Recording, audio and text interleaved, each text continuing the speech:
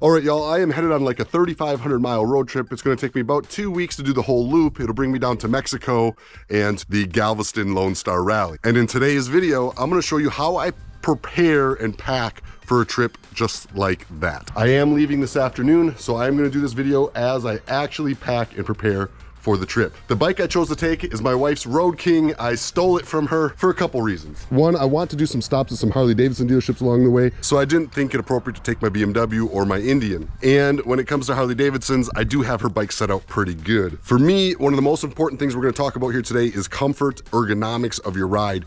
That is crucial, more crucial than people think. So some of the things I like about this bike for a trip like this, one, is it's already got the Revo Arcs from Legend suspension. These are adjustable rear suspension. I can tweak them for when I'm loaded down with all my gear, and then when my gear's in the hotel, I can set them back up with just a click of a button down here for when I'm riding solo and have a lot less weight on there. Two, it's really well lit with lighting from Ciro 3D all the way around. That is a safety feature when you're on the road. I dig this front fairing. I just like the looks of it. And of course, I've got a Clockworks windshield on there. Clockworks is my windshield sponsor, and I prefer to ride them on all my bikes, to be honest. I am gonna make a couple of adjustments though.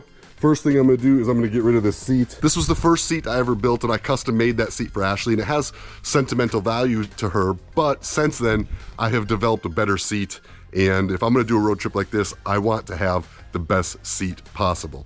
The best seat, the best suspension, and proper bar placement. Crucial. This is my signature Adam Sandoval touring seat. It's gel, it's made for real, true long distance riding.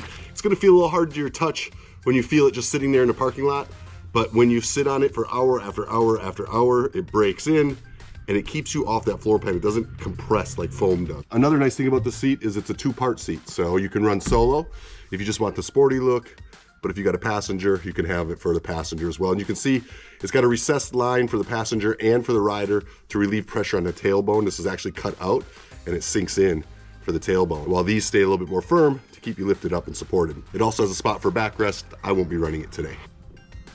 And just like that, she has a proper touring seat. You can see this seat actually has a bit of a lip on the back, which gives that lower back support too. Kind of sits you down into the saddle.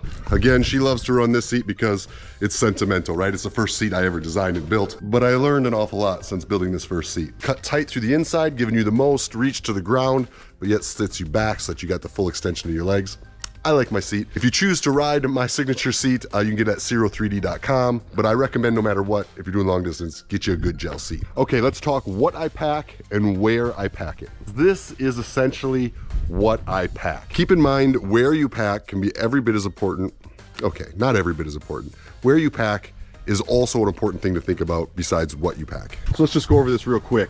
I've got some weather gear. I got rain booties, a pair of thick gloves, my rain gear right there, a tool kit, a first aid kit, a flashlight, a koozie, because you know, we usually like to have a good time while we're out on the road. A Clockworks, Shineworks kit. This is for cleaning the front of the bike, the headlights, my face shield, things like that. It's just quick, easy.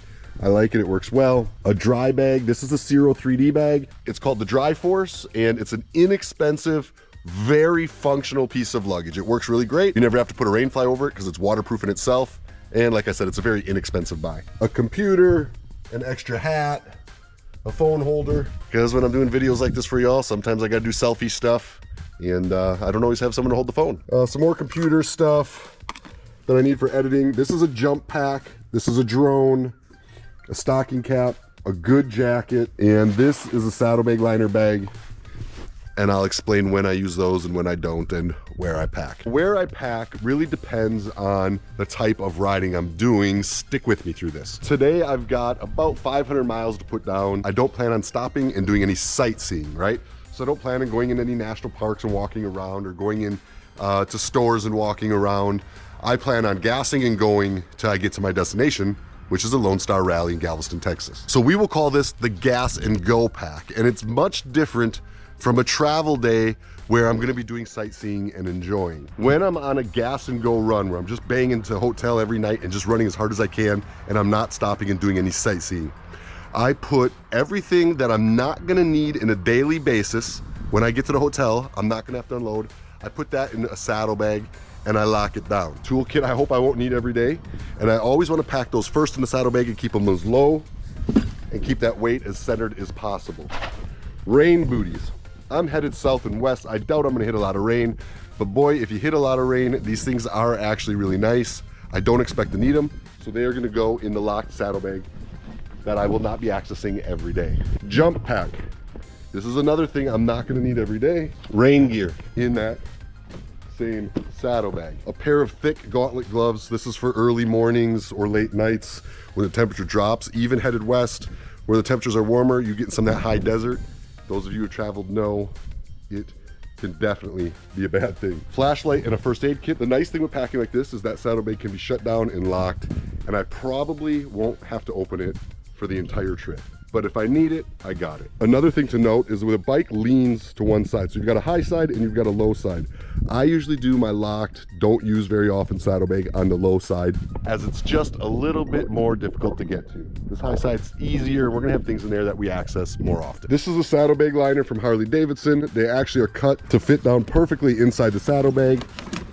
And so on this bag, these are things that I am gonna pull out more often, or I'll want to pull out more often. So I'll fill that saddlebag liner with that. So at the end of the day, I can just pull that liner out should I need to. But again, I typically leave that saddlebag a little bit more empty so that I can put things that I pick up along the road in there, any extra supplies or things that I didn't think of or find that I need while I'm out on the road. I've got some space to do that. Maybe I pick up a souvenir t-shirt, something like that, boom. For today, I'm gonna throw some toiletries in there just because, you know, that's medication stuff. So I like to keep that locked up.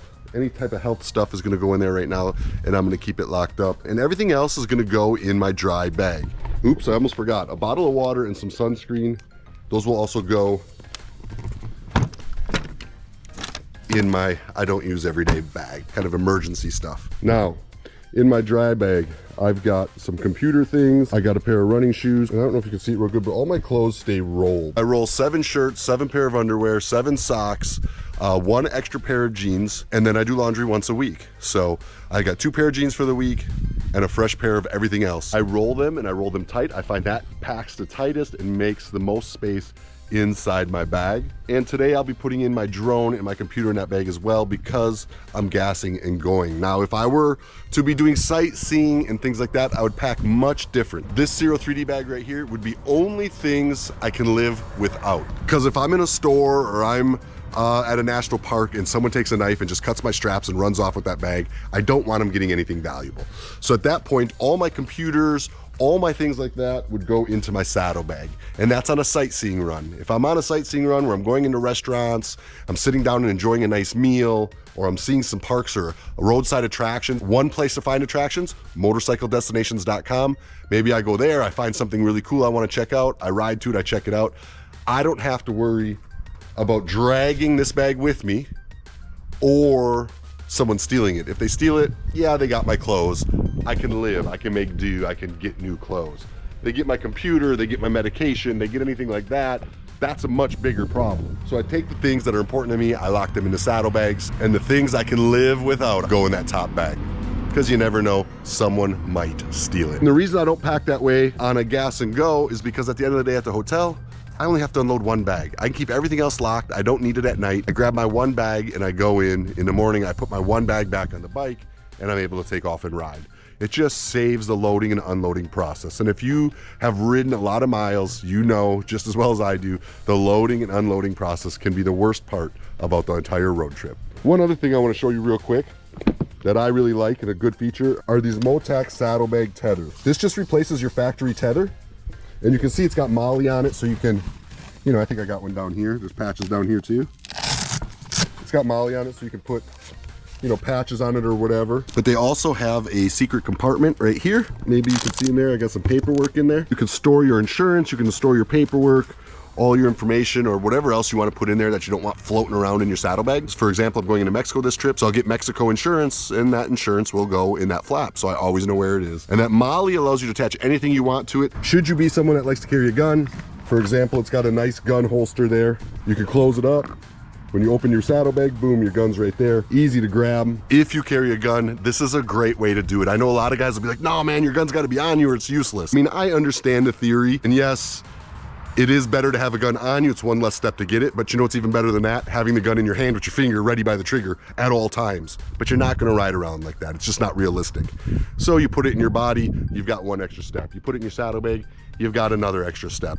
But it's still better to have it than not have it if you believe in guns. And these Motec systems are just great. But let's just be honest, having a gun tucked in your belt or on your hip, digging into your side for 600, 700, 800 miles a day, 7, 8, like this trip, 14 days straight, that's not realistic. It's not enjoyable. Can it be done? Yeah, it can be done. Do I want to do it? The answer is no. You know, you compromise where you compromise. My personal opinion, get a Motec saddlebag tether, get their gun mount, put it in your saddlebag. Should you need it, you have it available. Now listen, guns can be a controversial topic, so here's my quick disclaimer. I support anybody, whether they carry or don't carry. I support your right to make that decision. Now in this scenario, I don't plan on doing any two-up riding, so I'm actually going to remove my luggage rack. I don't really need it for this trip. I'll put my luggage right on here, and that way I can use it as a little bit of an added backrest. When it comes to strapping down your luggage, you got a couple options. I always like to bring a bungee net with me. They're very good. They don't let stuff fall because one of these hooks is inevitably going to catch something on its way out. They're very safe, but they're also a little bit more difficult to get hooked up and get tight, and it's a little bit more of a struggle loading and unloading. So I usually keep one of these in the saddlebag for extra stuff. But when it comes to actually loading the bike, I like to use these rock straps. You can connect them at any point on the bike. They just kind of stay on the bike, and then you can take your luggage on and off with just 2 simple clips. It also makes it very easy to just roll up a jacket for going on and off the bike and just sliding it underneath those 2 straps. And then you can just pull them tight and really just cinch your luggage down. Then when I want it off, it's just 2 simple clips. I got my jacket off, I put it back on. It's just a lot less hassle than the bungee net, and it allows you to build up a little bit more of a backrest should you not use the backrest from the seat. And there you have it, y'all. That is Adam Sandoval's tips for what to pack, where to pack it, and the things that are important to me on my motorcycle. I hope y'all enjoyed this video, and I hope it gave you some information to maybe make your next road trip a little bit more comfortable and a little bit more enjoyable. I'm gonna close this with a little saying that I used to always do, and that is, life is short. Buy the damn motorcycle and then take a road trip. You'll be glad you did.